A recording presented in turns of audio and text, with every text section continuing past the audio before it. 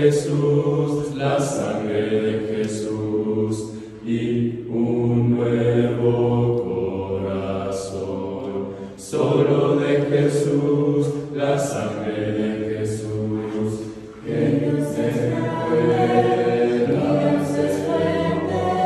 Solo de Jesús, la sangre de nosotros, y Dios sanado, y Dios sanado, mi Dios. Solo de Jesús, mi Dios,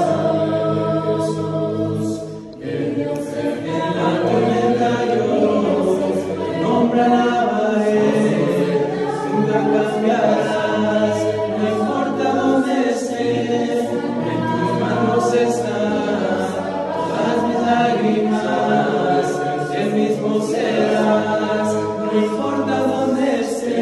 Que tu espíritu me guíe sin fronteras, más allá de las barreras, a donde tú me llames. Tú me llevas más allá de lo soñado, y de los pasos que hemos trazado.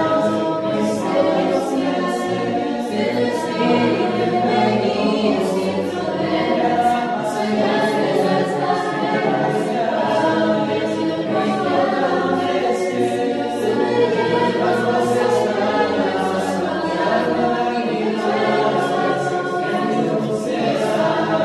y de los pasos que hemos trazado. Que tu espíritu me guíe sin fronteras, más allá de las barreras, a donde tú me llames. Tú me llevas más allá de lo soñado, y de los pasos que hemos trazado. Tu presencia. Muy bien, vamos a estar viendo un versículo muy bello que se encuentra en el profeta Zacarías, capítulo 9, versículo 17. Es un versículo que te recomiendo subrayes y escribas en algún lugar para que lo tengas en tu corazón y lo puedas ir memorizando y tal vez repitiendo en tu vida. El versículo habla de quién es Dios y dice así: porque cuánta es su bondad y cuánta su hermosura, dice el profeta Zacarías. La palabra que se menciona aquí es la palabra bondad, una palabra en español que está compuesta de dos palabras. Bon significa buena, dad significa dádiva o dar, alguien que da algo bueno, bondad. Cuando hablamos de tener una vida llena de bondad, creo que tenemos que aprender todos de Jesús. Si tú estás con nosotros, estás de acuerdo que Jesús es tu maestro y es nuestro maestro. Y si es nuestro maestro, tenemos cada vez más y más a aprender y a ser más como Él. Por eso dice ahí el profeta: porque cuánta es su bondad y cuánta es su hermosura. En el Evangelio de Mateo, capítulo 7, versículo 8 al 12, hace mención de algo que es interesante, de la humanidad y de la manera en que la humanidad se comporta. Hay padres que son buenos, hay padres que son malos, pero Jesús hace referencia a ellos y dice: ¿qué hombre hay de vosotros que si su hijo le pide pan, le dará una piedra? O si le pide un pescado, le dará una serpiente. Pues si vosotros, siendo malos, sabéis dar buenas dádivas, ahí está la palabra, bondad. Si siendo malos podemos dar buenas dádivas a vuestros hijos, ¿cuánto más vuestro Padre que está donde? Que está en los cielos, dará buenas cosas a los que le pidan. La palabra bondad es una palabra que fluye del hebreo tuob o tob. Tob significa y se traduce en el Antiguo Testamento como bien, bondad, bienes, bueno, belleza, alegría y bienestar. Esa es la definición de la palabra tob. Cuando vemos esto, bondad es un adjetivo de bueno, un adjetivo de algo que es útil, agradable, apetecible, gustoso o en cierta manera divertido. Una persona con bondad, por lo tanto, tiene una inclinación natural a hacer el bien. Si es pues nuestra vida una vida de bondad, indica que vamos a tratar de hacer siempre el bien. Por eso dice el salmista: porque tú, Señor, eres tob, eres bueno y perdonador, y grande misericordia para con todos los que te invocan. Ahí está el concepto, bondad, bueno. Si nosotros siendo malos, saber dar buenas dádivas a nuestros hijos, cuanto más Dios que es perfecto. Ahí está la idea de la palabra bondad. Reconocemos que todo el mundo está bajo oscuridad y reconocemos que hay muchísima maldad en todo el mundo, y que esta maldad está compuesta de dos cosas importantes: en que cada quien está buscando su propia felicidad. Y porque cada quien busca su propia felicidad, muchas veces eso provoca que no se den buenas dádivas, sino que la gente sea mala. A veces pensamos que Dios quiere para nosotros la felicidad, y no es así. Dios lo que quiere para nosotros es nuestro bienestar, y bienestar no siempre es igual a felicidad. La gente confunde esto y piensa que la felicidad es igual a placer. Y dice, por lo tanto, si yo siento placer, voy a ser feliz. Y por eso hay tanta maldad en el mundo. Pero la pregunta ¿es la felicidad igual a placer? La respuesta es no. Porque placer puede ser cualquier cosa que hagas. Eso no indica que seas feliz. Cuando ves los vicios más normales de los seres humanos, tales como alguna droga o el alcohol, ¿qué es lo que generan? Llenan tu placer, pero los mismos no te dan felicidad. Por lo tanto, la felicidad no es placer. Cuando ves, por ejemplo, el acto de la intimidad sexual y piensas en ello y dices, bueno, si me da placer, soy feliz. No es cierto, porque ¿qué placer le da a aquel que paga para tener intimidad física? O aquellos jóvenes que se esconden para hacerlo, ¿realmente son felices? La respuesta es no, porque el placer no siempre es igual a felicidad. Y llegamos entonces a la pregunta más importante: ¿cuáles fueron los medios que Dios utilizó para darnos su bondad, su buena dádiva? Y tenemos que llegar a pensar de la siguiente manera: no siempre la buena dádiva es la que nosotros pensamos la es para nosotros. Cuando vemos a Job, por ejemplo, en Job 2:10 dice que recibiremos de Dios el bien y el mal no lo recibiremos. En todo esto no pecó con sus labios. Y aquí viene una pregunta más profunda. Cuando lees el libro de Job, los 32 capítulos, si solamente leyésemos el primero y el segundo y el tercer capítulo, diríamos que Dios es un Dios que le dio a Job el mal, o más bien permitió que el diablo tocase su vida con mal. Porque le quitó sus bienes, porque le quitó su familia, sus hijos, porque le quitó su salud, y finalmente le quita aún el aprecio de su esposa. La tal dice, pues niega a tu Dios y qué, y muérete, dice la escritura. Pero si viéramos solamente los primeros capítulos, diríamos, no, realmente, qué buena dádiva es esta, en la que Dios permite esto.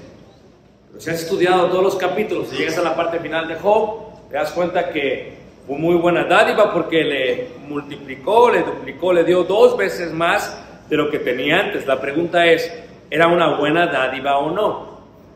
¿Era bondad o no? Por eso Job lo entendía bien. Dios da, Dios quita. El bien y el mal, sabemos que Dios es bueno y todo tiene que ver con su bondad.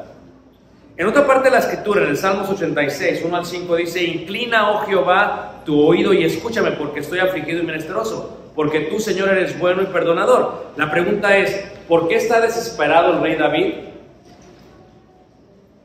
¿Y cuál es el enfoque del rey David? Aún el rey David, en su desesperación, en su tribulación, en su aflicción, ve esto como un resultado de la bondad de Dios. La pregunta es, ¿cómo puede ser esto posible? Hermanos, si no hubiese oscuridad, ¿cómo sabríamos lo que es luz? Si no hubiese hambre, ¿cómo sabríamos lo que significa estar completos o satisfechos?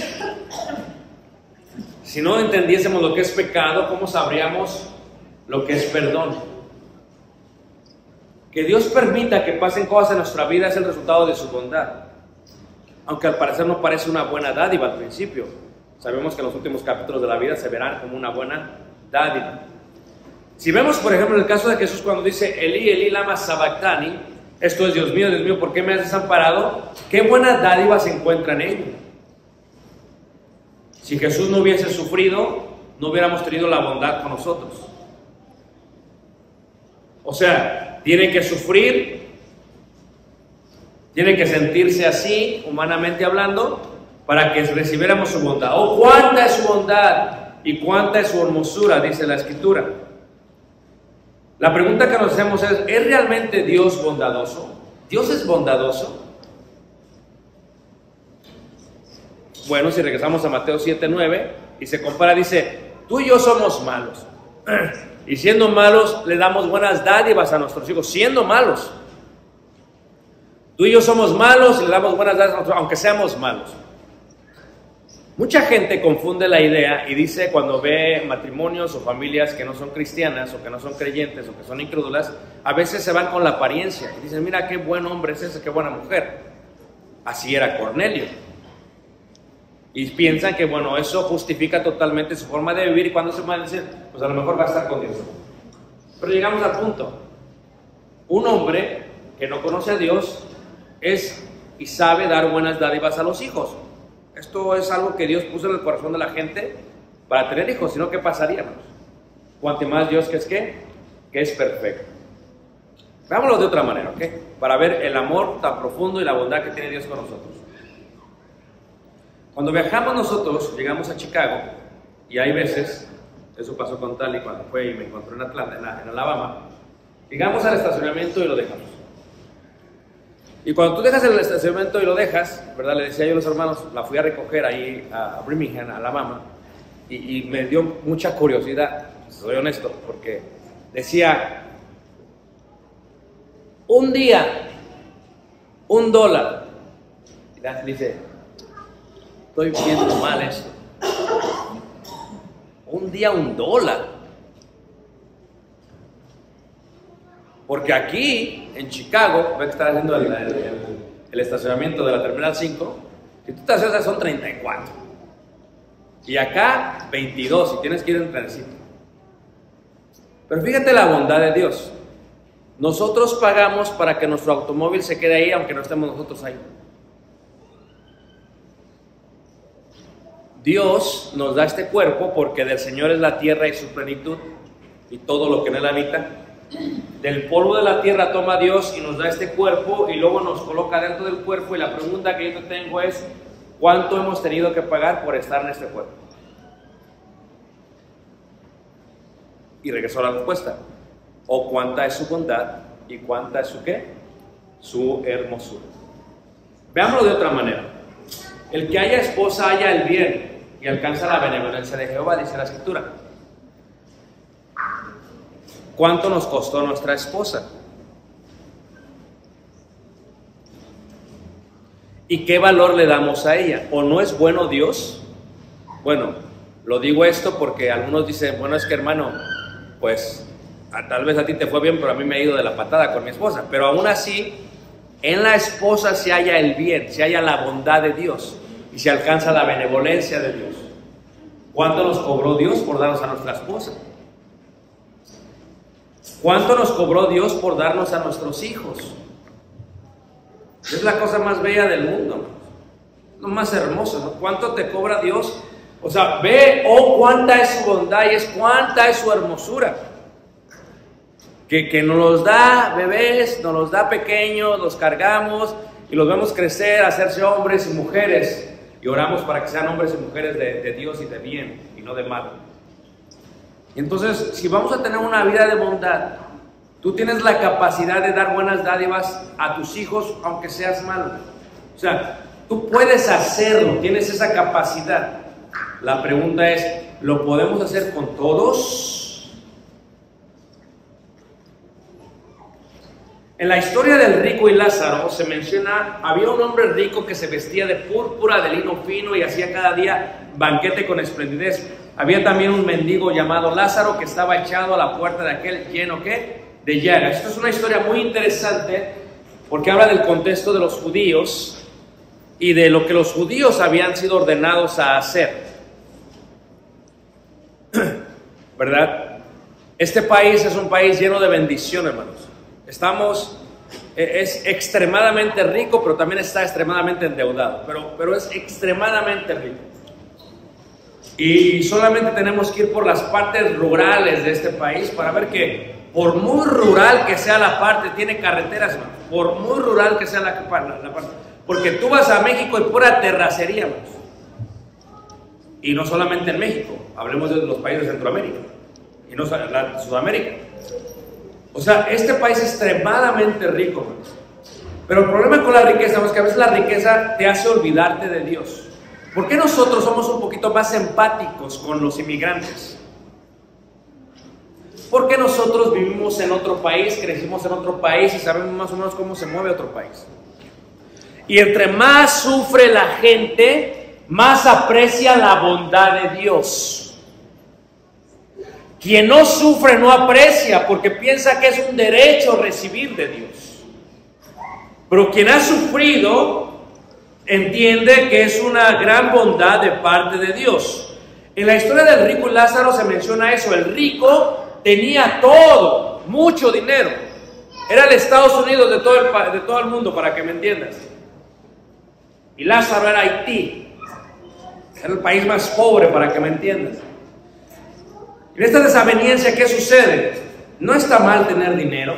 El dinero es parte de la realidad. Lo que está mal es amar al dinero. La emoción que tenemos con el dinero, la relación que tenemos con el dinero. En 1 Timoteo 6:10 dice: porque raíz de todos los males es el amor al dinero, el cual codiciando a algunos se extrajeron de la fe y fueron traspasados de muchos ¿qué? Dolores. Tienen que saber uno cuánto es suficiente, cuánto te detienes, cuánto te sujetas. Porque el amor al dinero te desvía, te puede desviar del camino de Dios. No el dinero, el amor al dinero. Bueno, en el caso de este rico, era lo que había pasado al parecer. Por eso Jesús dice: cuán difícilmente entrarán en el reino de Dios los que tienen riquezas, porque es más fácil pasar, hay un camello por el ojo de una aguja que entrar un rico por el reino de Dios. ¿Qué tiene que ver esto? Pureza y templo. La historia que escribe Lucas, el gran escritor, dice: había un rico, y la palabra rico en latín es divo. Divo es rico. Por eso algunas se creen divas. Yo sé que el día de hoy no se utiliza correctamente la palabra diva, pero en aquellos tiempos es rico. Y rico, se puede ver la diferencia, hermanos, cuando alguien es rico y cuando alguien es pobre. No aquí en Estados Unidos, pero en otros países se puede ver más mejor. Porque aquí tú te puedes comprar un Tesla, te puedes comprar un carro y la gente está totalmente endeudado ni se dan cuenta. Pero si tú vas por otros países, no puedes agarrar un Tesla. Simplemente no puedes. Entonces hay una gran diferencia. Aquí puedes venirte a vivir a ver lo que no creas y si tienes un poco y piensas que eres rico. Pero cuando hablamos del concepto de la Biblia, hermanos, rico era un divo, era una persona rica, el cual se vestía de púrpura, que era el vestido más costoso de todo. Y no solamente de púrpura, también de lino fino. Y no solamente de eso, dice que hacía banquete.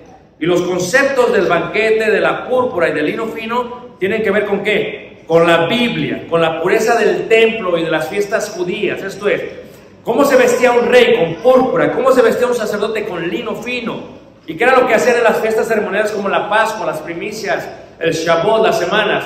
Banquete. ¿Y qué sucedía con ellos? Ellos se alegraban de ellos, Shimha, se alegraban. ¿Y por qué se alegraban? Porque era lo que sucedía con el pueblo cuando se reunía para adorar a Dios. Esto está relacionado con Deuteronomio 16:11 y con Lucas 7:25 y 15:11. ¿Qué pasía? Ellos se alegraban de estar en presencia de Dios. Aquí tenemos a un hombre que se viste como rey, un hombre que se viste como sacerdote, un hombre que tiene mucho dinero y que hace banquete y que se está alegrando. Y que en su puerta tiene a alguien que es judío, porque su nombre es Lázaro, y que no está siendo bondadoso con él. Consumía todo, pero no compartía. Esto es, no hacía justicia para con él. Y esto es interesante, hermanos, porque en la historia se ve el rico, se ve Lázaro, y luego de pronto tienes, hermanos, otros seres que son perros. Y el perro es inmundo para los judíos. Se comieron a Jezabel, lo sabemos todos. Los perros no se ven bien. Es interesante en cuanto a la idea de los perros. Pero ¿qué pasa, hermanos? Cuando hablamos de la palabra mendigar, ¿verdad? En Mateo 5:13 se menciona, ellos pensaban, los judíos, que mendigar era el resultado del castigo de Dios. Un mendigo era resultado del castigo de Dios. Se menciona 34 veces en el Nuevo Testamento, ¿verdad? Y siempre se utiliza de una forma activa. Por ejemplo, se utiliza en el caso de la viuda, o en el caso de los de Macedonia, o en los casos de aquellos que buscaban igualdad cuando se querían sentar en la parte de enfrente. Siempre es en forma activa. Pero la palabra que se utiliza acá, hermanos, en la historia, no es la misma que se utiliza allá. No es doshos, es proites. Y proites es alguien que está mendigando en forma activa. ¿Cuál es la diferencia? Te lo explico mejor. A veces uno batalla con dinero. A veces no tienes para pagar la hipoteca, para pagar el mortgage, para pagar y batallas. Eso es de vez en cuando como que estás mendigando. Pero la palabra que se utiliza aquí es para alguien que estaba activamente viviendo en pobreza. ¿Ok? Tales como Bartimeo, hijo de Timeo, Marcos 10:46. O tales como los ciegos, en Juan 9:8. Lázaro estaba en peor situación. Era algo que hacía todo el tiempo. Y si acá ustedes siempre viene esa hermosa pregunta. La pregunta es esta. Los judíos decían, bueno, es que él está mal y a veces nos pasa a nosotros, cuidado. Es que el hermano o la gente está mal porque pues, es el resultado de su pecado. No, el judío pensaba eso. El judío decía, no, es que este está ciego. Y preguntaron, ¿quién pecó? ¿Pecó él o pecaron sus padres? Y dice Jesús, no pecó ni él ni sus padres. O sea, esto está hecho, nació así para que sea glorificado el nombre de Dios. Esto es, no pensemos que siempre el resultado del mendigar es nuestro resultado. A veces lo es y a veces no lo es. Ni del resultado de nuestro pecado. Lázaro estaba en mucha peor situación. Y la pregunta es sencilla, ¿cuántas veces has mendigado activamente? No que no tengas para la hipoteca, sino que no tienes para nada. Y es algo activo. ¿Cuántas veces lo has hecho? Y regresamos a la pregunta, ¿no? ¿Es esto bondad? Porque yo entiendo que cuando Jesús predica dice, bienaventurados los pobres. Espérame, o sea, ¿de qué estás hablando? ¿Cómo que no te entiendo? O sea, ¿cómo va a ser bienaventurados los pobres? Porque cuánta es su bondad y cuánta es ¿qué? Su misericordia. Es más, el nombre Lázaro en hebreo viene de la palabra Ebenetzer. De Etzer es ayuda. Etzer viene de la transliteración realmente de Eliezer. Significa el que es ayudado por Dios. La pregunta es, ¿acaso estaba siendo ayudado por Dios este Lázaro? En otra parte se llama Benetzer y en otra parte se llama Etzer Kenegdo, que es lo que dice ayuda idónea. Le haré ayuda idónea, dice la escritura. Eliezer, es lo mismo. Es más, el nombre fluye en la historia de Abraham en Génesis capítulo 15, versículo 2, cuando dice, Señor Jehová, ¿qué me dará siendo que aún ando sin hijo y el mayordomo de mi casa, ese damaseno, es Eliezer? O sea, ni modo que le dé toda mi herencia a alguien que no es ni mío, alguien que es de la prole, dice, ¿cómo se la voy a dar a él? O sea, ¿a quién se la voy a dar? Lázaro, su nombre significa ayudado por Dios. Pero aquí no te voy a... quiero que pongas atención a esta parte de la clase, ¿ok? Dios ayuda al ser humano, pero siempre ayuda al ser humano a través de otros seres humanos.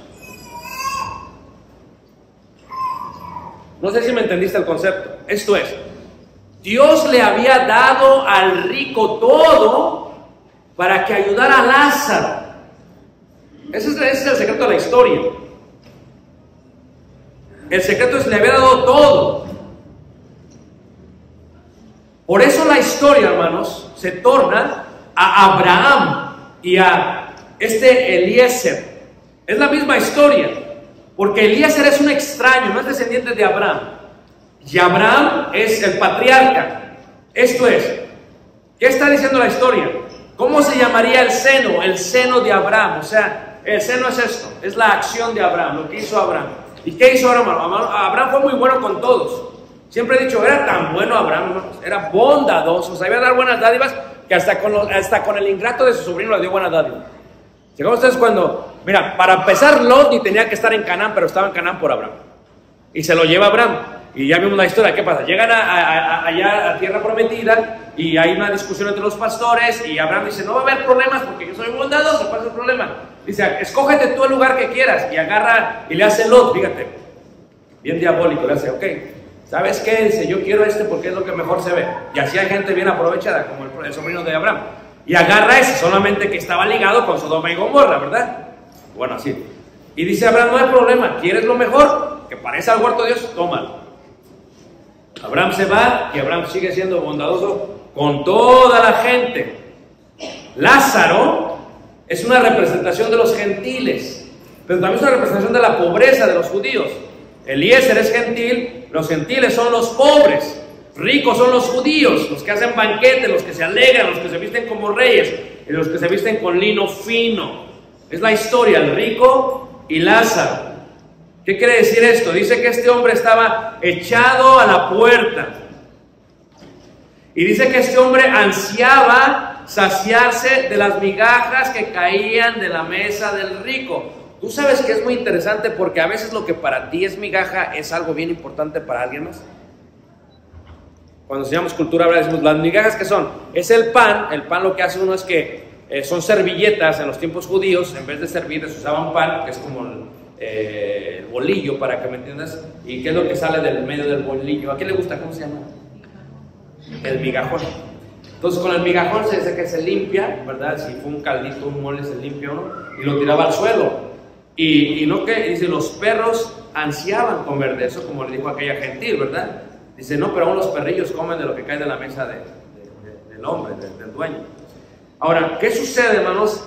Él ansiaba. ¿Tú sabías que para el rico, hermanos, ya eran migajas? O sea, ¿qué tanto es para ti? Decía uno, ¿qué tanto? Es como quitarle un pelo a un gato, dicen otros. ¿Qué tanto? Dios le había dado a él para que él fuese bondadoso con él. Es la historia del hijo pródigo. Pero ¿quiénes son los que ayudan al mendigo? Los perros. ¿Por qué? Porque Piril, que es un historiador en el primer siglo, habla acerca de el beneficio de la lengua con la baba, para que me entiendan, de los perros, cuando lamen las llagas. Dice que cuando la lamen, sanan. ¿Quién tenía que ayudar a Lázaro? El rico. ¿Quién tenía los medios para ayudar a Lázaro? El rico. ¿Quién podía darle de comer a Lázaro? El rico. ¿Quién le está ayudando a Lázaro? Los perros, hermano. Porque fíjate que los perros, hermanos, a veces, ¿tú no has visto cómo una persona se compra un perro y quiere más al perro que al ser humano? Y dicen que el perro es el amigo, ¿qué? ¿Más qué? ¿Más fiel de qué? Del hombre. ¿Y te has visto cómo los perros, hermanos, se muere la persona y ahí están entre la tumba y están buscando al muerto? Qué interesante. Hay gente con mucho dinero y nada más tiene un perro. Porque los seres humanos no están ahí. Y en este caso, hermanos, una vida de bondad es lo que él había perdido. ¿Qué sabía el rico? El rico sabía la pureza y sabía el templo. ¿Qué sabía el rico? Sabía muchas cosas, hermanos. Pero el rico se había olvidado de todo ello. Pero llega la idea, muere el rico. Y llega la idea, y muere también, ¿qué? Lázaro. Y viene la idea, más cuando los dos mueren, hermanos, se ve la bondad de Dios. ¿Por qué? Porque mueren los dos. ¿Cómo habrá sido la gran celebración o la muerte del rico, hermanos? ¿Cuántos de ustedes ya compraron su terreno para morirse? Porque algunos ni terreno tienen porque no tienen plan de morirse, ¿verdad? Pero ¿cuántos ya compraron? Vamos a hacer esto y vamos a hacer esto. Dice la hermana, te voy a hacer alitas cuando te mueras. Vamos a hacer esto, vamos a hacer esto, vamos a hacer todo esto. Pero ¿cómo fue la muerte de Lázaro? Pero la pregunta es, hermanos, quiero que lo pienses bien, hermanos. ¿A quién le dio su bondad? O lo cambio. ¿Qué vida te hubiera gustado vivir?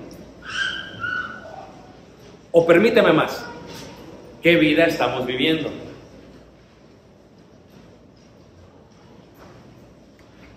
(16:24) dice, entonces dando a voces dijo, Padre Abraham, ten misericordia de mí y envía a Lázaro para que moje la punta de su dedo en agua y refresque mi lengua porque estoy atormentado en esta llama. Fíjate, le llama Padre, hermanos.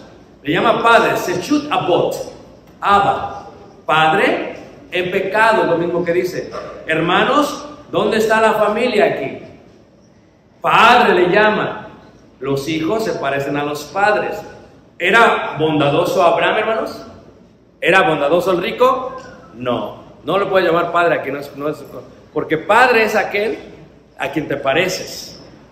Dice ahí, padre Abraham. Abraham mostró hospitalidad, Abraham mostró bondad, Abraham fue justo, fue misericordioso, fue entregado, por eso se le llamaba padre Abraham. ¿Y qué está pidiendo él ahora? Lo que pedía el pobre Lázaro, él pide: ten misericordia de mí y envía a Lázaro para que moje la punta de su dedo en agua y refresque mi lengua porque estoy atormentado en llama. O sea, él está pidiendo lo que él no pudo dar.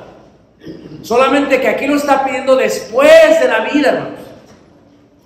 Después de la vida. Las cosas habían cambiado radicalmente. Ahora él es el que está afuera y Lázaro es el que está dentro. ¿Qué sabía el rico? Sabía la Torá, sabía la ley de Moisés y sabía lo que significaba que su padre fuese Abraham, porque también Lázaro era hijo de Abraham. Preocupado por sus hermanos, sí, pero cuando tenía la oportunidad no se preocupaba. Mira, la vida da muchas vueltas y a veces va a ser muy corta. Ok. Muchos de nosotros queremos ser bondadosos con los bienes de alguien más.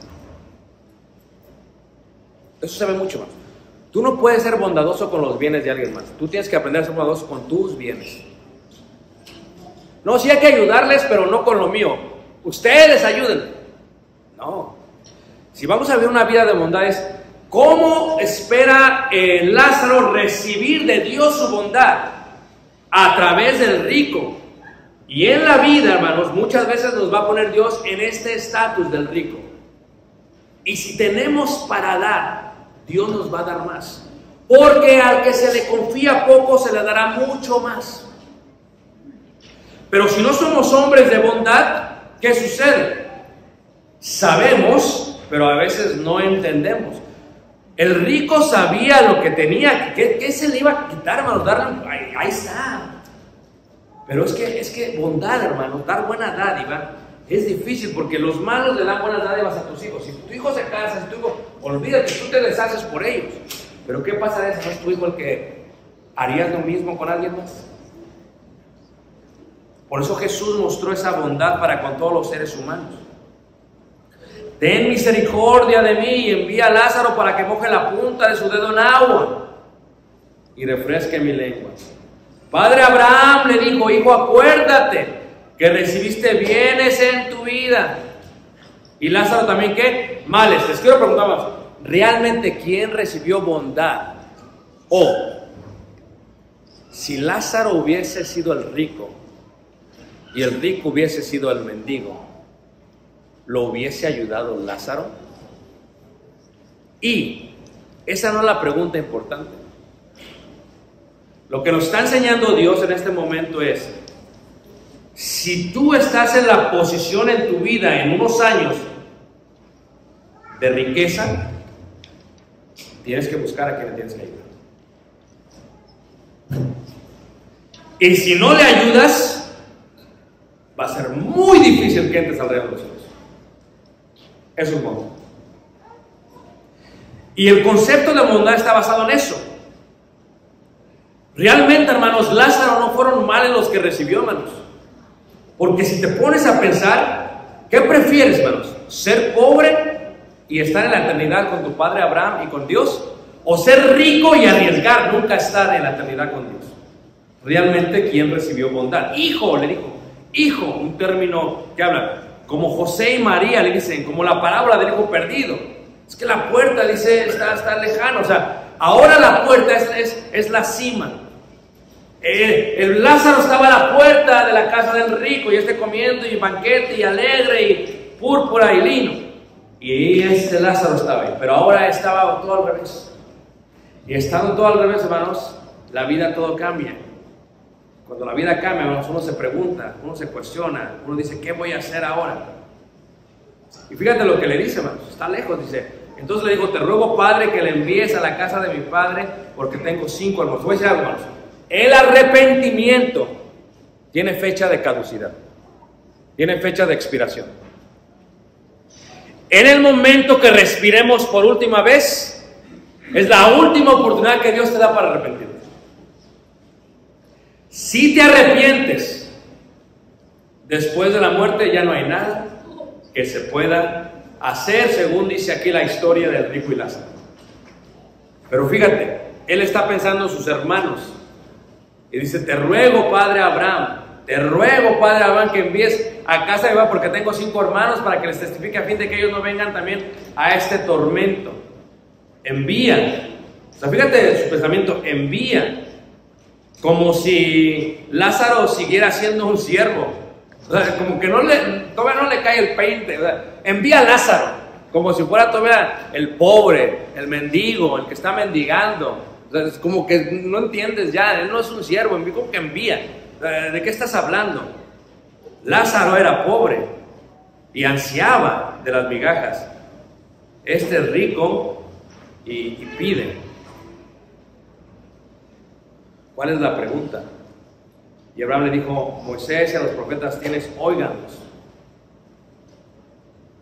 Entonces dijo: no, padre Abraham, pero si alguno fuere a ellos entre los muertos, se arrepentirán. Mas Abraham le dijo: si no oyen a Moisés y a los profetas, tampoco se persuadirán, aunque alguno se levante, ¿qué? De los muertos. Aunque seas malo, tienes la capacidad de dar una buena dádiva.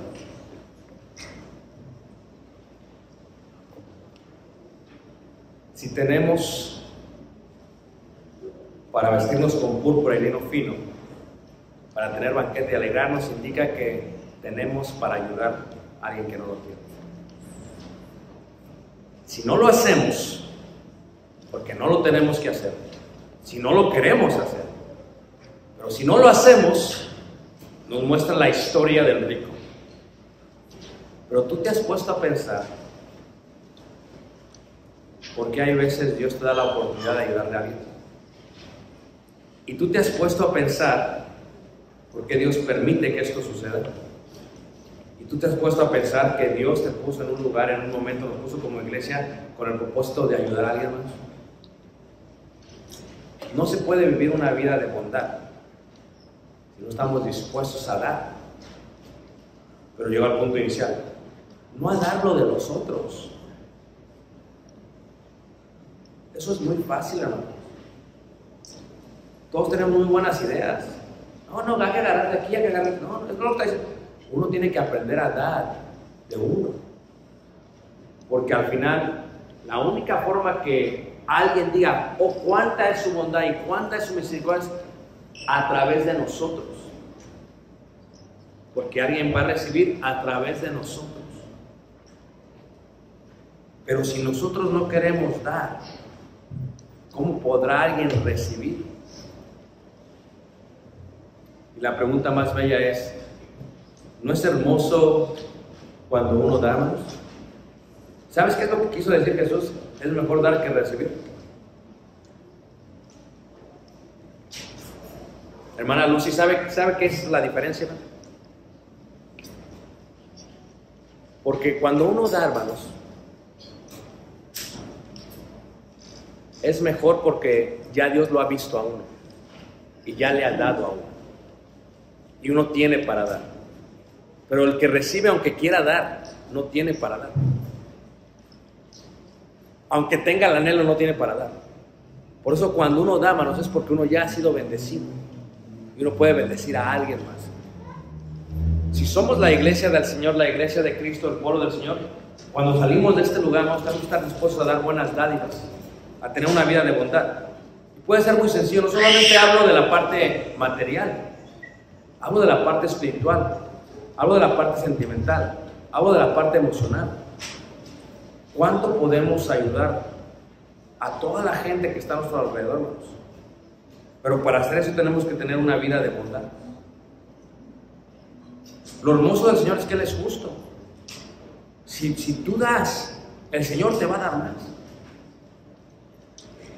Porque a veces la gente que se llama Lázaro, y su nombre significa ayudado por Dios, la manera en que Dios les va a ayudar es a través de nosotros. Y si nosotros no hacemos eso, ¿quién lo hará?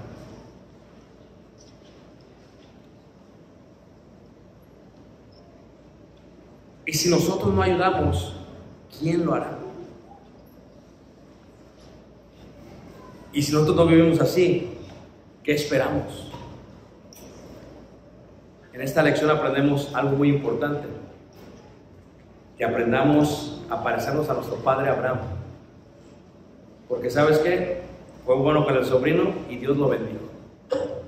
Donde quiera que Abraham iba, los pozos seguían llenándose de agua.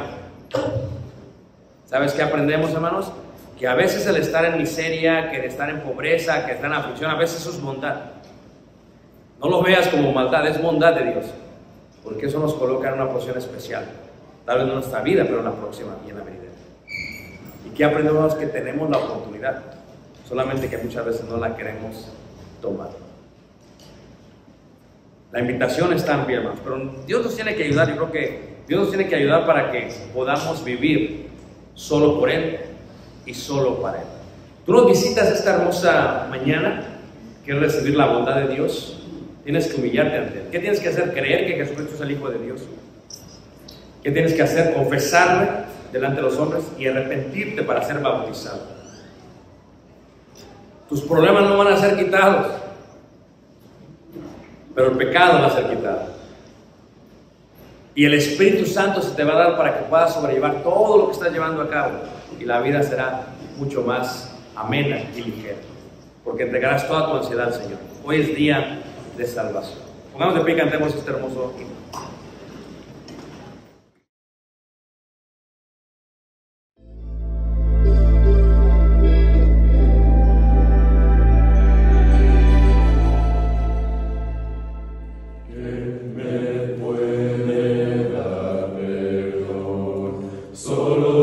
Jesús, la sangre de Jesús y un nuevo corazón. Solo de Jesús, la sangre de Jesús, que no se pueda hacer.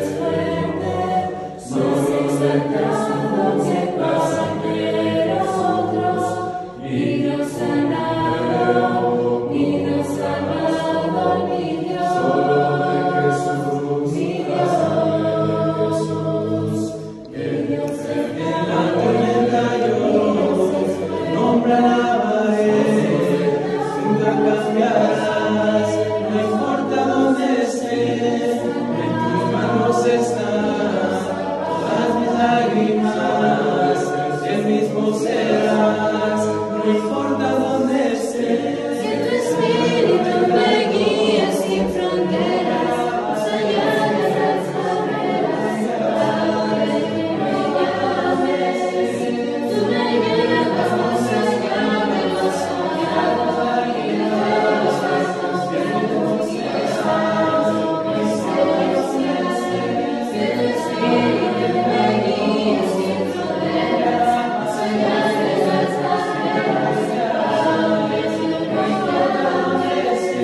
Tú me llevas más allá de lo soñado y de los actos que tú quieras. Que tu espíritu me guíe sin fronteras, más allá de las barreras, a donde tú me llames. Tú me llevas más allá de lo soñado y de los actos que El mismo tú serás, no importa dónde estés.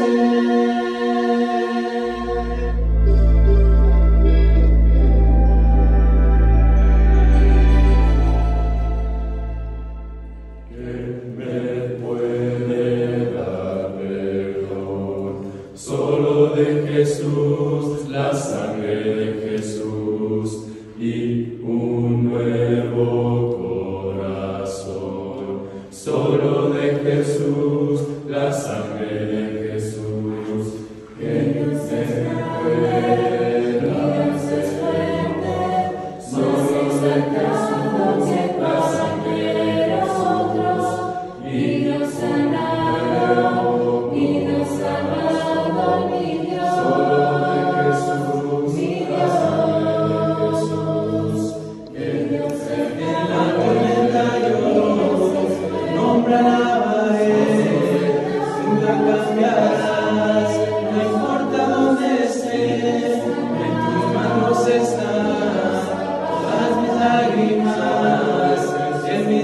serás, no importa dónde estés. Que tu espíritu me guíe sin fronteras, más allá de las barreras, a donde tú me llames. Tú me llevas más allá de lo soñado y de los actos que tú quieras. Que tu espíritu me guíe sin fronteras, más allá de las barreras, a donde tú me llames. Tú me llevas más allá de lo soñado y de los actos que tú quieras. Que tu espíritu me guíe sin fronteras, más allá de las barreras, a donde tú me llames. Tú me llevas más allá de lo soñado y de los actos que Mismo serás, no importa dónde estés. ¿Qué tan difícil es criar a un niño? Cuando hablábamos con Tali esta semana de regreso, decía realmente que toma una aldea, una comunidad para criar los niños. Porque todos y cada uno de nosotros somos copartícipes de su educación, de su crianza como ejemplos, o simplemente a suministrarles o al ayudarles. Cuando vemos la Biblia, una de las cosas que nos tenemos que poner a pensar es si el ministerio de Jesús estaba o no enfocado a los niños. Y una de las partes más tiernas que vemos en los evangelios es siempre cuando un niño está involucrado en la enseñanza de nuestro Maestro, de nuestro Dios Jesús. Aquí en esta parte de la Escritura, dice en el versículo 36, Marcos 9:36, dice, y tomó a un niño y lo puso en medio de ellos, y tomándole en sus brazos le dijo, el que reciba en mi nombre a un niño como a este, me recibe a mí, y el que a mí me recibe, y el que a mí me recibe no me recibe a mí, sino al que me envió. Jesús se compara con un niño y dice que si alguien recibe al niño es como si lo recibieran a él, pues el que recibe a él es como si recibieran realmente a Dios. Cuando hablamos de la idea de ministrar, la palabra ministerio indica servicio. Sí hay solamente un ministerio en la iglesia, pero parte de ese ministerio, de ese servicio es y tiene que ver con los niños. ¿Por qué tiene que ver con los niños? Porque la Escritura dice así, dejad a los niños venir a mí y no se lo impidáis, porque de los tales es el reino ¿de qué? De los cielos. Entonces nos damos cuenta que si vamos a vivir una vida, esta vida tiene que estar llena totalmente ¿de qué? De un ministerio infantil. Y la pregunta que nos hacemos es, ¿quién realmente es responsable del ministerio infantil de estos niños que Dios nos ha dado, que son herencia de Dios? Pues tenemos que entender que la responsabilidad primaria es de la familia donde este niño nació. Esto es, la familia es quien es responsable en forma primaria de la educación, de la formación y del crecimiento y desarrollo espiritual de los niños, de la enseñanza de Jesús. Si tú ves la Biblia, así Dios lo colocó. Cuando ves a los judíos en Deuteronomio 6, se indica que son los padres los que se deben de involucrar con la enseñanza de los niños. Dice ahí en Deuteronomio capítulo 6, en el versículo 4 al 9, dice, oye Israel, Jehová nuestro Dios, Jehová uno es, y amarás a Jehová tu Dios de todo tu corazón y de toda tu alma y con todas tus fuerzas, y estas palabras que yo te mando hoy estarán sobre tu corazón, y las repetirás a tus hijos. ¿Sí ves? Son la familia, los padres, los responsables en el ministerio infantil, en la educación infantil, en el desarrollo de los niños en ello. Dice, y estas palabras que yo te mando estarán sobre tu corazón, las repetirás a tus hijos y hablarás de ellas estando en tu casa y andando por el camino, dice, y al acostarte y cuando te levantes. O sea, papá y mamá son los responsables del ministerio infantil, de la educación infantil. Esto es lo que ellos deben de hacer. ¿Cuándo? Dice, cuando entras a tu casa, cuando estés en tu casa, cuando andes por el camino, cuando te acuestes, cuando te levantes. Dice, y las atarás como una señal en tu mano y estarán como frontales sobre tus ojos. Dice, y las escribirás en los postes de tu casa y en las puertas. Esto es, ¿quién es el responsable? Papá y mamá. Es más, cuando tú ves la Biblia, dice Proverbios 22:6, instruye al niño en su camino y aun cuando fuere viejo no se apartará de él. La pregunta es, ¿quién es el responsable? Los padres. ¿Qué se les debe de enseñar? Fíjate cómo dice la Escritura que a Timoteo dice, y que desde la niñez ha sabido las Sagradas Escrituras. O sea, ¿deben las mamás de este lugar ser maestras en este lugar? Todas. Cualquiera que es madre y no es maestra de la congregación local, no está fungiendo su labor como madre. Porque hay veces es muy cómodo que lleguen las mamás y ahí están mis niños, edúquenlos ustedes. Y nunca se quieren involucrar en el ministerio infantil, sabiendo que ellas son las principales responsables. Lo deberían de hacer en casa, pero ¿qué si no lo hacen? Imagínate hermanas que tienen mucho tiempo en la iglesia, que son en la iglesia y nunca se involucran en el ministerio infantil. Pues realmente, ¿quién es responsable? La educación viene de mamá y viene ¿qué? De papá. Y que cuando se añade a una clase simplemente están añadiendo niños a la responsabilidad ya que tiene que ver. Pero luego nos preguntamos, ¿pero qué pasa si dejo de ser ya madre? En el sentido de mamá. Fíjate que a Timoteo lo forman en la niñez, pero la formación de niñeos es de su madre y de ¿qué? Y de su abuela. Dice, trayendo a la memoria la fe no fingida que hay en ti, la cual habitó primero en tu abuela ¿qué? Loida. Fíjate cómo su abuela era importante en la formación. Algunas ya son abuelas y dicen, no, pues yo ya acabé.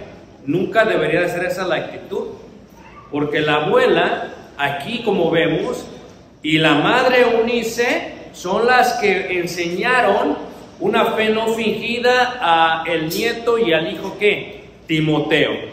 Y estoy seguro que en ti también ¿qué? Está. O sea, ¿qué sucede? Que la formación, el ministerio infantil, ¿quiénes son responsables? Son responsables totalmente ¿quiénes?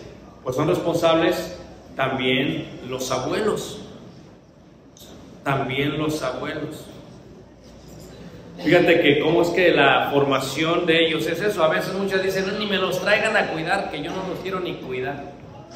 Pero fíjate, ¿quién los forma? ¿Quién ayuda? ¿Cuántos niños aquí ya no tienen su abuelita? Porque ya no vive. Pero imagínate tenerla y como que no viviera. Qué chiste sería ese de tener abuela así. La Biblia es clara cuando habla de que la responsabilidad viene de parte de la madre, de parte de la abuela, de parte de la familia. Fíjate cómo esa es la principal responsabilidad. Ellos son los que se encargan de todo esto. Y la pregunta sería, ¿por qué? La pregunta sería, ¿para qué? La pregunta sería, ¿cuál es el propósito de ello? Si toma una aldea, una comunidad para criar a los hijos. ¿Cómo se instruye? Se preguntaría uno. ¿Cómo es que se instruye? Los padres son los que deben instruir totalmente. Primero, enseñándoles en casa, según dice Deuteronomio. O sea, tú como madre, tú como padre, debes enseñarles en casa a tus hijos la palabra de Dios. Qué hermoso que sea que nada más aquí en las lecciones de la congregación se repita lo que ya aprendieron en casa. Así debería de ser. Un hogar cristiano recibe la enseñanza aquí, solamente es la repetición de lo que ya le enseñaron en casa. Pero si como padre y madre no te tomas el tiempo de enseñar a tus hijos, entonces ¿quién les va a enseñar? Dice ahí, enséñales en la casa. ¿Enséñales cuándo? En el camino. O sea que cuando uno sale y cuando está en el camino, debe de constantemente instruir. ¿Enseñarles dónde? En la iglesia. La pregunta es ¿cómo? Primero como maestros. Como maestros. Yo le decía a Talio, ¿y qué pasa con esta hermana? ¿Tiene su bebé? Y dice, no, pues es que como que no la veo que quiere involucrarse. Imagínate tú, hermanos. porque saben el trabajo laboral que es. O sea, quieres tener niños, pero que te los instruya alguien más. Así no es lo que dice la Biblia. La Biblia dice, tú los tienes, ¿quién los instruye? Tú instrúyelos. Tú los tienes, tú involúcrate. Dices, bueno, yo como maestra no tengo el don. ¿Qué pasaría si lo pudiera hacer como asistente? Como asistente. Nada más va a estar ahí asistiendo. ¿Qué pasaría si, no puedo como maestra? No puedo como asistente. ¿Qué te parece si tú ayudas a suministrar? ¿Qué es la suministración? Económicamente apoyar a los niños. Yo agradezco mucho a la iglesia porque tenemos una escuelita de verano esta semana y sé que por la suministración de muchos de ustedes, los niños de esta congregación van a ¿qué? A comer. Y así como dijo Jesús, si tú los recibes es como si me recibieras ¿qué? A mí. Si tú les das un vaso de agua, de jugo, de chetos, es como si me lo dieras ¿qué? A mí, porque tenemos que apoyar la obra que se está haciendo con ellos. ¿Cuál es el propósito? ¿Que se diviertan? No. El propósito es enseñarles. Y para enseñarles tienen que comer. Cuando hizo esto Jesús, dice que llevaba los 5,000 y los apóstoles dijeron, Señor, ya es hora de que los mandes a su casa para que coman. Y dice, no, ustedes denles de qué. Ustedes les van a dar de qué, manos, de comer. Pero ¿por qué les debemos dar de comer? O sea, tenemos que enseñar a dar de comer, sí. Eso es lo que indicaba esta parte. ¿Cómo lo podemos hacer? Yo creo que la parte más importante de cómo se debe instruir, hermanos, es como ejemplo. Usted como abuelita, usted como abuelito, usted como tío, como tía, como hermano, como hermana, usted tiene la responsabilidad de ser un ejemplo para los niños de esta congregación. Dice que debe ser una fe no ¿qué? No fingida. Yo quiero, hermanos, que ustedes como mayores, hablo los mayores, que cuando vean a los niños, no los vean con esa edad, véanlos como seres humanos ya mayores. Tómense el tiempo de saludarles, de escucharles, de exhortarles si es necesario, porque se requiere una aldea, se requiere una ¿qué? Una comunidad, con ejemplos, con una fe no ¿qué? No fingida. Cuando usted no viene a la iglesia, le está dando un ejemplo a los niños. Los niños se dan cuenta de todo, Es más, ve a saludar al hermano y dice, no, el hermano no viene tal día. ¿Cómo que no viene? No, él no viene. Fíjate, los niños se dan cuenta de todo, como ejemplo, con una fe no ¿qué? No fingida. Qué interesante que dice Dios que al parecer esto es importante este ministerio. Pero la pregunta es, cuando hablamos del ministerio infantil y cuando hablamos de que todo lo tenemos que hacer, que tiene que ser una ayuda en grupo, la pregunta es ¿por qué? ¿Por qué es importante? ¿Y por qué lo debe de ser sobre todo para la iglesia?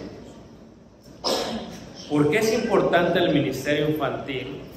¿Y por qué lo debe de ser específicamente para la iglesia? Mira, si tú recuerdas lo que leímos, hermanos, en cuanto a Timoteo, dice la escritura que él desde la niñez sabía las sagradas ¿qué? Escrituras. Bueno, es importante para la iglesia, hermanos, porque se forman siervos que le van a servir ¿a quién? A Dios. Esta semana les decía yo que estaban en Monterrey, Nuevo León, y vimos varios jóvenes que alguna vez fueron niños, que los conocimos como niños. Y ya muchos de ellos ya están casados, ya tienen sus niños, muchos de ellos ya iban a casarse, con planes de casarse, y lo primero que se nos viene a la mente es, o ya estoy muy viejo, ¿qué pasó con el tiempo? ¿Qué está pasando? Y la respuesta es sí a toda ella. Si estás viejo, si pasó el tiempo, si esto. Pero fíjate qué hermoso, hermanos, cuando tú ves a dos hijos de Dios casarse, lo que no vemos es la formación de esos niños detrás.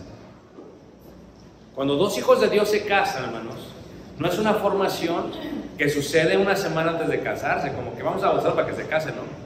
Es una formación que desde niños los van formando, los van educando, porque algún día van a ser siervos de qué, hermanos, de la iglesia.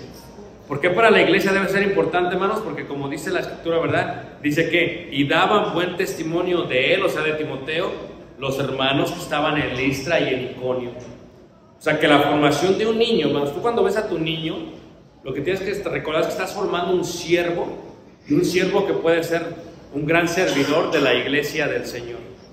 Un siervo que eventualmente se va a casar. Una sierva que eventualmente se va a casar.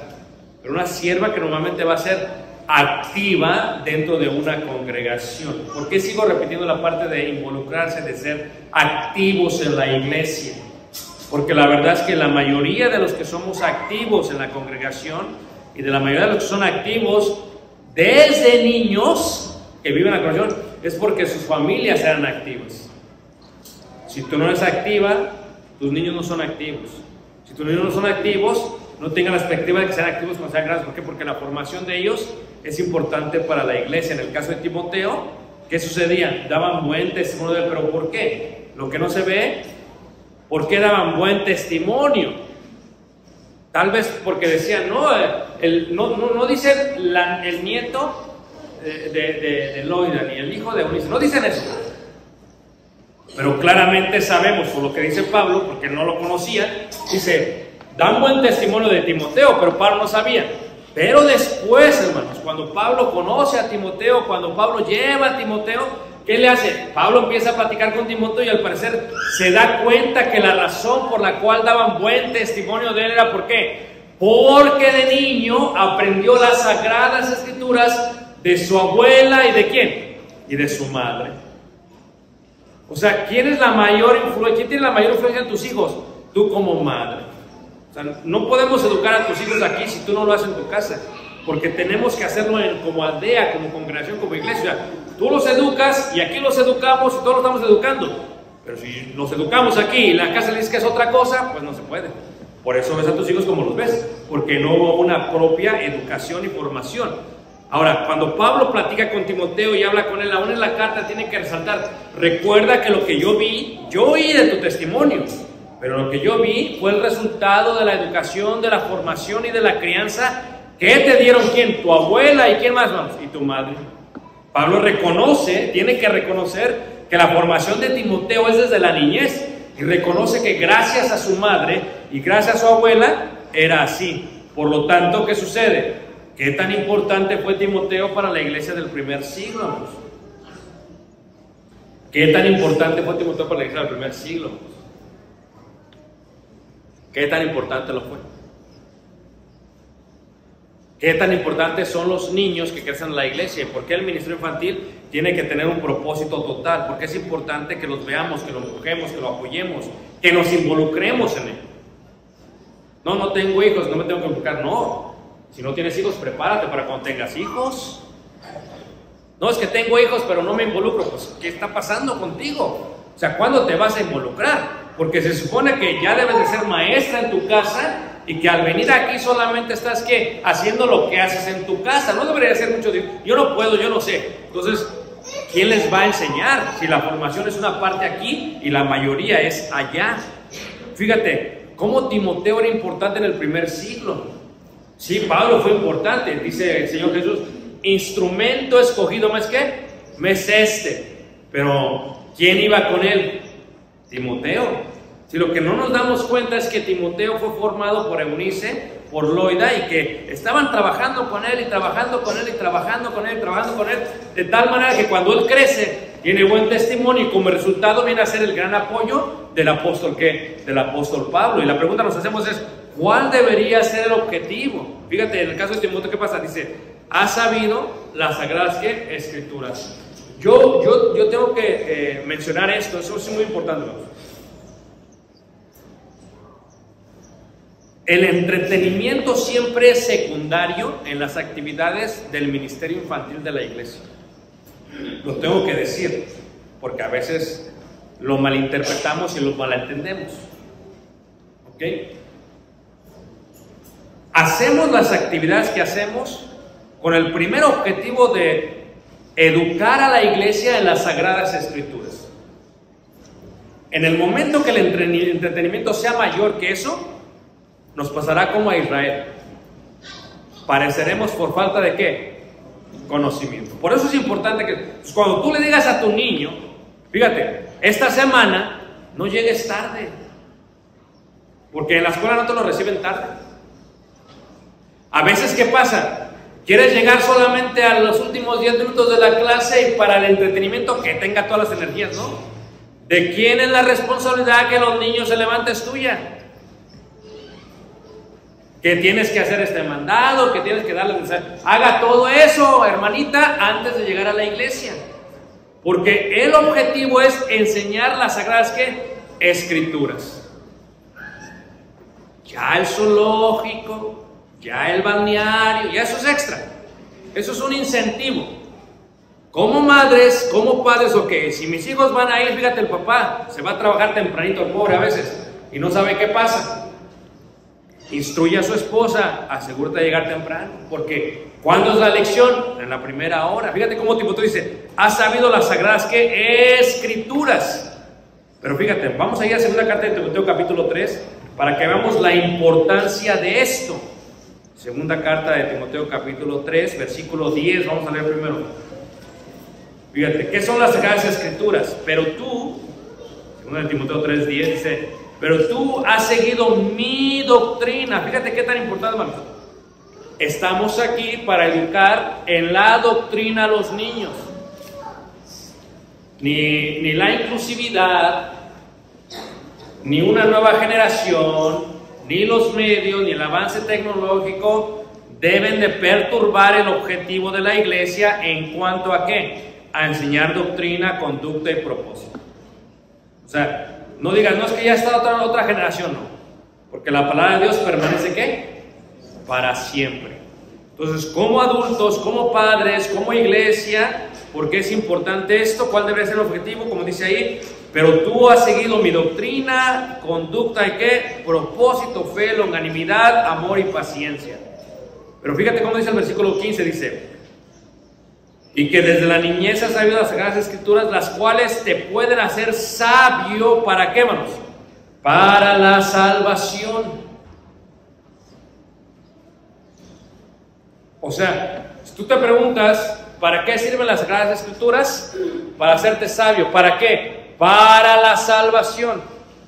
Que aunque los niños tienen una comunión con Dios, una relación intrínseca con Dios, aún así se les puede enseñar, porque en el momento que pierdan esa comunión con Dios dentro del pecado y en la juventud, tendrán esa escritura para que aunque fuese viejo no se aparte ¿qué? De él. ¿Para qué? Para que en su momento la apliquen y puedan ser ¿qué? Salvos por la fe en Cristo Jesús. Por eso hacemos la reunión de niños y escuelita de veranos. Si perdemos ese enfoque, perdemos todo. Cualquier actividad que tú hagas, si tú pierdes el enfoque, pierdes todo. Hacemos todo lo que hacemos para enseñar esto, para que la gente sea, ¿qué manas? Salva. Lo mismo con los jóvenes. Por eso hay lecciones cuando hay lecturas, ¿verdad? Y el hermano Ranulfo creo que dio una, ¿por qué el hermano Saúl? ¿Por qué? Tiene que haber esa enseñanza. Dice, es que yo no sé enseñar. Pues entonces no eres padre, porque según yo veo en la escritura, que son los padres los que deben de enseñar a sus hijos. Usted puede dar una clase porque lo mismo que le enseña a sus hijos, le puede enseñar a los otros jóvenes. Si usted no le puede enseñar a sus hijos, entonces os dice, yo no puedo ser maestro, entonces no le sabe enseñar a sus hijos. Porque quien les enseña, los padres ya lo vimos. Pero esto te puede hacer ¿qué? Sabio. ¿Para la qué? Salvación. ¿Cuál debería entonces ser el objetivo? Nos preguntamos. La formación de familia, el amor fraternal, soportarse, etcétera, etcétera, etcétera. Es cuando vemos los niños, hermanos, ¿por qué lo hacemos? Porque les estamos enseñando a hacer iglesia desde pequeños, porque ya son parte de la iglesia. ¿Tú sabes cómo los niños se pelean? Perdónalo, ayúdale, guárdalo, comparte. ¿Por qué hacemos esto con los niños? Porque desde pequeños les estamos enseñando a hacer iglesia. Lo estamos formando para que sean una familia, para que se amen y para que se soporten. Así como hay niños insoportables, hay jóvenes insoportables y hay adultos insoportables. Pero en la iglesia nos tenemos que soportar. No, es que yo no quiero que usted sea insoportable. Yo sé, pero tiene que lidiar con él. ¿O no? Aunque sea ¿qué? Insoportable. Así como el niño es insoportable, el joven es insoportable, el adulto es insoportable y el coli es insoportable a veces. Pero es iglesia y tenemos que lidiarnos con eso. Es para eso. ¿Para qué hacemos esto? ¿Por qué tiene que haber actividades? Porque es la manera en que invitamos para aprender de las sagradas escrituras. Yo recuerdo esto muy bien, hermanos. Recuerdo bien, creo que fue el segundo o tercer campamento. Y llegó un grupo, y llegó un grupo de visitantes que invitó, no voy a decir que hermano, no sé si lo invitó. Y llegaron, y estábamos en la clase y estaban jugando fútbol. Entonces que me siento con el güey, ¿verdad? ¿Qué onda? Habla con tus compañeros de trabajo, ¿qué está pasando? Si es que yo cometí el error, ¿qué? Es que le dije que íbamos a jugar, íbamos a hacer esto y esto y esto y esto y esto y esto. ¿Y no les dijiste que venimos a aprender de la palabra de Dios? Dice, no. Entonces me tuve que sentar con ellos. ¿Y qué hicieron, hermanos? Sí comieron 2 o 3 días, pero se fue. Es que como iglesia, hermanos, todas las actividades están enfocadas en eso, porque esas son las que te hacen ¿para qué? Para ser sabio, para ser ¿qué, hermanos? Salvo. Cuando hablamos de incentivos es eso. La iglesia tiene que proveer actividades, tiene que tener incentivos, ¿para qué? Para que los niños puedan crecer. ¿Para hacer qué? Salvos. ¿Para qué son las salidas? Para eso. Las reuniones para eso, las clases de verano para eso, campamento más. Todo tiene que ver con eso. Ese debe ser nuestro objetivo. ¿Por qué, hermanos? Porque yo acepto que no todos se quedan. Yo sé que no todos los niños que están aquí se van a quedar. Yo lo sé, hermanos, porque ya lo viví. Se siente feo, sí, duele, sí. Yo qué, pero algunos sí se quedan. Fíjate qué bonitos. Fíjate la que ya se va a casar, siempre detrás del marido sin saberlo. Fíjate el Elías, me veo y no me veo. Le cortaban el pelo bien bonito, se nota boca. Fíjate Jonathan, estaba chulo de chiquito. ¿Sí ves? ¿Sabes qué es lo que trae en la mano? ¿Sí lo ven? Una piedra blanca. Y en la otra, una piedra negra, ¿sí la ven? No me entendieron muy bien. ¿Sabes? Y ahí está, mira. Pero fíjate, ¿por qué? Porque desde niños se aprenden las Sagradas Escrituras. Sí, Fernanda, aunque no lo creas, eres tú, igualita. Sí, Yari, eres tú. Tengo tantas fotos de ustedes, es lo más chistoso. Y ahí estamos en la casa del hermano Juan y Bere. ¿Sí se fijan qué bonito? Ahí está, creo que es letra, pero fíjate, ahí está Fernanda. Ahora le toca a Fernanda ser madre, pero ser maestra. A Yari ser madre, pero ser ¿qué? Maestra. Sí, Levi, esa es tu mamá. ¿Sabes qué es tu mamá? Tengo muchas fotos si te quieres reír algún día. Pero mira, desde chiquitos, míralos, desde chiquitos. Qué bonitos. No la habían visto porque yo ni me acordaba de la foto. Allá en la quena, mira qué bonito estaba Nico. Qué bonito estaba Dani. Y Emma siempre fue pícaro. No te la creas, Noelia, ¿eh? Lo conozco desde chiquito. Fíjate qué bonitos son los niños. O sea, ¿tú te imaginas quién iba a decir que Manuel se iba a casar? O sea, todas esas clases que le dieron las escuelitas de verano, porque nosotros conocimos a su mamá y a su papá. Conocimos a Fer cuando era Gacela. Y ahora todavía lo conocemos cuando es León. O sea, lo conocemos como Gacela y a Martita también desde chiquita. Antes de que procrearan a Emma. Pero fíjate, pero el hecho de estar ahí con su... Ahora, va a decir Martita, ya es tiempo de descansar. No, porque ¿qué? Si Dios permite, se casa Emma, con la que estaba detrás Noelia, tienen bebés, ¿y ahora qué? Ahora ella, en vez de ser madre, va a ser abuela. Y ahí va a estar Martita, ay, mijitos, ayuden, ahí va a estar. A menos que quiera tomar un descanso, como muchas han hecho. No, yo ya acabé. No, a ver, ¿en qué puedo ayudar? ¿En qué puedo apoyar? Fíjate, qué hermoso Denny, hermanos, con sus lecciones muy profundas y pensativas, reflexivas. Digo, wow, Denny, hasta a mí me sorprendes. Fíjate, pero qué hermoso Denny, mira, qué guapo. Siempre Denny fue guapo desde pequeño, ¿a poco no? ¿Y por qué? Ya vi por qué. Amable, siempre contento, siempre alegre, siempre creativo. ¿Pero qué? Mira esa pequeña playerita, mira, amarilla, Denny. Y luego atrás siempre Nico, mira. Según nunca dice nada. ¿Qué te parece la foto, Nico? ¿Te gustó? Pero mira, y ahora ya los vemos, llegan, da una clase de jóvenes, el otro dirige el himno. Fíjate, hermano, tú tienes que pensar que es una formación constante, no lo ves tú, pero al tiempo hacer, pero mira qué bonita foto ayer, mira qué bonita foto ayer. Hombre, yo no sé ni dónde he puesto, pero ayer. Pero mira, Samantha, hermano. Nunca creció. Ahí está. Pero mira, Caleb, mira, Caleb. O sea, cuando pienso yo en Caleb, Samantha, Nico, pues es que desde chiquitos qué bonito sería que creciéramos con niños y que fuéramos iglesia, ¿a poco no? Toda la vida nos conocemos, qué bonito. Mira, ahí está. Ese es Nico, es Dani. Nico, por los cachetes, ¿verdad? Es Nico. Pero atrás, ¿quién está? ¿No es Dani el de atrás? El que se asoma de la gorra, sí. ¿No es Dani? Bueno, me equivoqué. Pero fíjate, ¿por qué es importante, hermanos? Porque estos niños que son jóvenes se involucran ya en la obra, en la adoración, en el canto, y esperamos en Dios que se casen y que sean prosperados. ¿Y qué estamos haciendo, hermano? Lo que estamos haciendo es que estamos criando, ¿qué? Porque de los tales es el reino, de los cielos. Y la pregunta es, ¿cómo podemos apoyar? ¿Cómo podemos apoyar? ¿Verdad? Hermanos, hay mucha forma en que usted puede apoyar este ministerio infantil. Hay muchas maneras. A mí me gusta porque realmente no tenemos que rogar, ¿verdad? Se ponen las listas acá y vienen y se apuntan. No, yo y acá, y acá, y acá, y acá. Pero luego se les olvida, hay que darlo, no nomás se apunta, hay que darlo.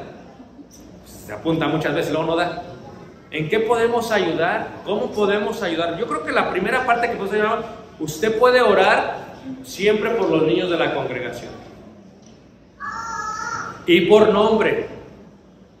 Hágale como yo con los de Van Ruiz porque se me olvidan, ¿verdad? Te pido por todas las niñas.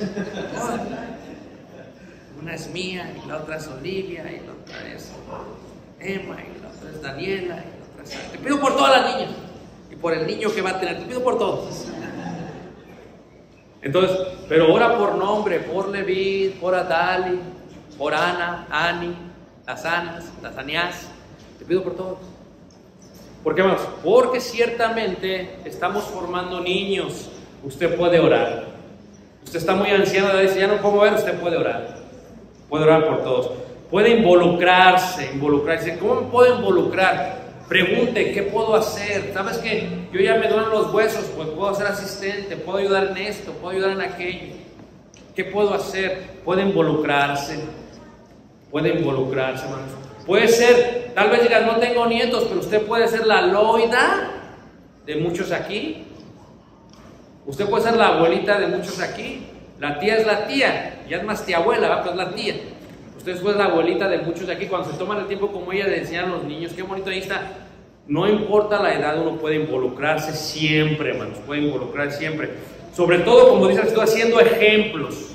Jesús dice, toma un niño, dice, de los tales alrededor, luego le dice que si alguien es tropiezo para uno de estos, sería mejor que se le atase del cuello una piedra de molino y se aventase al mar. Podemos hacerlo siendo, ¿qué, hermanos? Siendo ejemplos. Cuando usted se congrega es ejemplo. Cuando usted es amable con ellos es ejemplo. Cuando usted no habla mal de la gente es ejemplo. Usted puede ser ejemplo hasta el día de hoy de los niños, de las niñas, de aquellos que están alrededor. ¿Cómo vamos suministrando las necesidades? Suministrando, o sea, ¿qué necesitan? ¿Qué se puede hacer para este evento? ¿Saben que yo puedo hacer esto? ¿Sabes que yo no puedo salir pero puedo hacer esto? ¿Saben qué? Que no, pues que ya, ¿saben qué? Me gustaría ayudar con esto. No, es que ¿sabes qué? Pues ya están todas las listas llenas. ¿Sabes qué, hermano? Me gustaría ayudar para darles esto para las entradas de un lugar. Si alguien ve que batalla mucho, ahí está. O sea, ¿qué necesitan? Uno tiene que estar siempre suministrando todo el servicio. Suministrando, porque cuando la gente suministra, esto es bello y esto ¿qué? Es hermoso. ¿Qué puede hacer, hermanos? Estimulando y animando. Primero, ¿a quién? A los padres. Yo sé que cuando uno es padre de niños y madre también, uno se siente juzgado por todos. Muchas veces tendemos a hablar mal, pero si usted ve algo bien en un padre o una madre, dígaselo. Tal vez le haga el día. Tal vez le haga la semana, tal vez le haga la vida. Dígale, oye, qué bien vestiste a tu niña. Dígale, oye, qué bien haces con tus niños, qué paciente. Dígales, porque si estimula y anima, esto es bello para la obra de Dios. No solamente a la madre, sino también ¿qué? Al padre. Al padre. ¿A quiénes? A los maestros. Gracias a Dios aquí no hay sequía. Fíjate que hablábamos con hermanos allá en la parte de Colombia. Fuimos allá en las... Sí hay montañas, Nico, sí hay montañas. No más grande que en México, pero sí hay montañas. O yo no las vi. ¿Qué pasa? Ahí estábamos en las montañas. Entonces, fíjate que siempre les digo, hermano, ¿cómo le hacen para que se involucre la gente, para los niños, para que haya maestros? Es que siempre es el problema en todo lugar, la gente no se quiere involucrar. Y el detalle es, hermanos, ¿cómo puedes? Si tú no te involucras, al menos estimula, al menos anima. No, si ya no tengo niños, pero tuviste niños. Aquí hay abuelitas que ya se jubilaron. No, hay que meter mano todavía, porque todavía hay gente que necesita ser formada. Y sobre todo, hermanos, estimula a tus niños, a los niños y a las niñas. Sé amable con ellos, tómate el tiempo de hablar con ellos. No les vas a entender a veces, pero es parte de la vida. Vamos a hablar, no lo entiendes. Pero habla con ellos, forma una relación con ellos, platica con ellos, enséñale, sea amable con ellos. Después regalar una Biblia a ellos, ¿verdad? Recién nacido Caleb, un hermano le regaló su Biblia blanca. Era un hermano que es abogado allá en Arkansas, se le regaló su primera Biblia blanca, ¿verdad? Esta semana le regalaron su primera cartera. Entonces, usted puede ser amable con los niños, porque son seres humanos, son gente que está siendo formada. Y cuando uno dedica una vida, hermanos, al ministerio infantil, hermanos, ¿cuál es el beneficio y el perjuicio? La parte débil es que muchas veces no vas a ver los resultados. Vas a hacer mucho trabajo. Yo la pregunta que me hacía era, ¿sería que todavía estaba viva la hermana Loida cuando supo de Timoteo? Tal vez ya no vivía. Y hay cosas que no vamos a ver. Pero hay cosas que sí vamos a, ¿qué, hermanos? A ver. Entonces, si tú visualizas tu vida con los niños, involúcrate. Involúcrate. O sea, ¿por qué te debes de involucrar? Porque la principal responsabilidad es tuya de educar. Es la primera parte. Entonces, ¿qué puedo hacer para involucrarme más en el ministerio de los niños? ¿Qué puedo hacer para involucrarme más en esta semana? ¿Qué puedo hacer para esto, para aquello, para esto, para aquello? Involúcrate. Hermanos, si nosotros hacemos esto, hermanos, seremos muy bendecidos. Acabo con esta historia, porque esa, no sé si esta foto fue la que no pasó. Déjame ver, no pasó esa foto. No está aquí, es la que me decía Iván. Dice, es que sabes que hay una foto que no está, hermano, está en blanco. Esta es la foto que quiero ver, fíjate. Quiero acabar con esta historia, a ver si se va ahí. Es que no pasó cuando se la mandé a Iván, pero aquí sí espero que se la vea. Esta foto está muy bonita. Mira qué bonita foto. Cuando Yesenia era más grande que todos. ¿Sí te fijas? Pero esta foto me gusta mucho, hermanos, porque yo recuerdo cuando empezaba, Yesenia estaba casi recién nacida. No sabía estar recién nacida porque estaba pelona, no tenía pelo. Entonces, entonces cuando llegaba al edificio, hermano, siempre llegaba y se venía al frente con Tali. Nosotros no teníamos hijos, siempre llegaba, la peloncita llegaba y iba enfrente. Siempre era como una, y no dábamos dulces, así llegaba, gracias, que se encontraba. Y ahora cuando viajábamos con el año pasado, pues nosotros la vemos siempre dicho como una hija, porque pues... Pero también quiero decir esto acerca de las Barbosa, ¿verdad? Algo bien, ustedes sabían que cuando nació Caleb, fueron ellas a vernos a Texarkana, a Job. Y cuando llegaron, fueron una de las primeras que cargaron a Caleb. Yo no sé si te acuerdas, Yari, no sé si te acuerdas, porque Yari siempre ha sido más así seria y todo, y Citra ha sido como más relajo, pero las dos la cargaron. Cuando Yari lo cargó, no tuvo, pero cuando cargó Citra, dije, no lo vayas a tirar. Lo agarró de la cabeza y todo, mira el bebé. Pero mira, esta amistad, cuando yo veo ahora que están ya adultas o más jóvenes, grandes, y que se siguen platicando y que platican, que están juntas, pues es algo que se ha hecho desde la niñez. Qué bonito, más que crezcan juntos. Y yo estoy seguro, si Dios permite, que cuando se casen ustedes, sus hermanas en Cristo van a estar ahí. Y estoy seguro cuando tengan sus niñas, van a estar ahí, y van a estar ahí, van a estar juntos. ¿Por qué? Porque al final del día, hermanos, cuando tú menos te lo das cuenta, estás formando gente que va a ser de apoyo uno para el otro. Llegó el hermano Efraín, ¿verdad? Siempre ha sido muy alto, muy guapo, muy grandote. Bueno, antes más porque está grande. ¿Ya? Y llegó con la hermana y Caleb estaba recién nacido chiquito, la agarraron. Tengo de fotos con ellos. La que haga así. Gracias, me acuerdo que el hermano nos invitó a un KFC ese día que llegaron. Gracias. No, yo pago, dice el hermano. Me acuerdo, disculpa que agarré las dos piernas, pero ahora no me gusta. Pero, hermanos, cuando se hace una vida de misión, uno va creciendo y va armando y va formando. No todos son parte de esto desde el principio, pero pueden ser parte de esto hasta el final. Y eso es lo hermoso.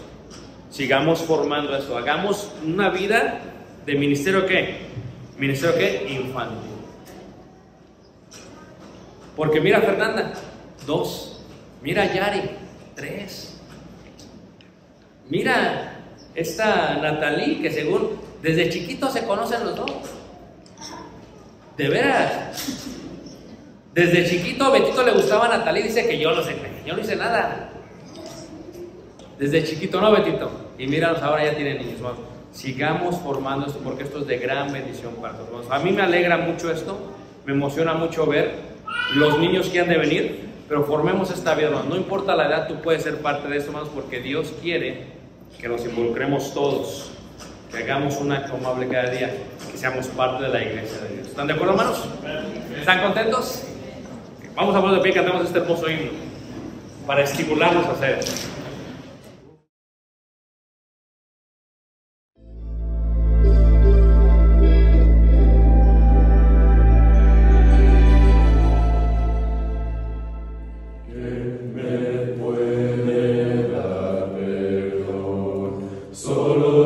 Jesús, la sangre de Jesús y un nuevo corazón. Solo de Jesús, la sangre